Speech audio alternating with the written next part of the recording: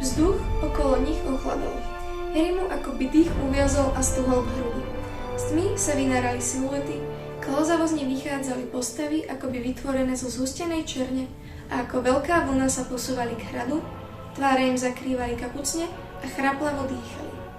Ron s Hermionou sa pritiahli bližšie k nemu a bojová haravara za nimi odrazu slabla, stlmila sa, pretože ticho, aké prinášali iba dementori, ako hrubá vrstva zakrývalo noc.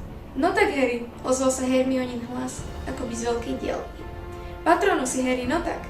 Zdvihol prútik, ale šírila sa v ňom tupá beznádej. Fred zahynul a Hagrid určite umiera, alebo už nie je nažive. A koľký ďalší ležia mŕtvi, to ani nevedel. Cítil, ako by jeho duša už naplne opustila telo. Harry, no tak, zakričala Hermiona. Stovka dementorov klzavo postupovala k ním, priťahovaná Harryho zúfalstvom, ktoré sľubovalo pre nich hostinu. Videl, ako vyletel do povetria rovno strieborný teriér, slabo sa zamihotal a zhasol. Videl Hermioninu vidru krútiť sa vo vzduchu a blednúť a jemu sa prútik iba triasol v ruke a takmer vítal blížiaci sa pocit zabudnutia, prísľub ničoho, nejakého pocitu. A vtedy okolo Harryho, Rona a Hermiony preletel strieborný králik, kanec a líška a dementori pred týmito tvormi cúvli. Z tmy sa vynorili traja ľudia, stáli vedľa nich s prútikmi natiahnutými a ďalej vrhali svoje patronusy. Luna, Ernie a Seamus. Tak je to správne, povzbudzujúco hovorila Luna, ako keby sa vrátili do núdzovej miestnosti a toto bolo iba cvičenie Dumbledorovej armády. Tak je to správne, Harry. No tak, myslej na niečo šťastné.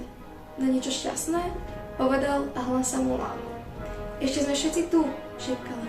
Všetci stále bojujeme. No tak, už aj. Zjavila sa strieborná iskrička, potom mihotavé svetlo a napokon s vypätím všetkých síl vyčerol z konca prútika jelenia. Patronus sa rozbehol dopredu a teraz sa dementori rozprchli.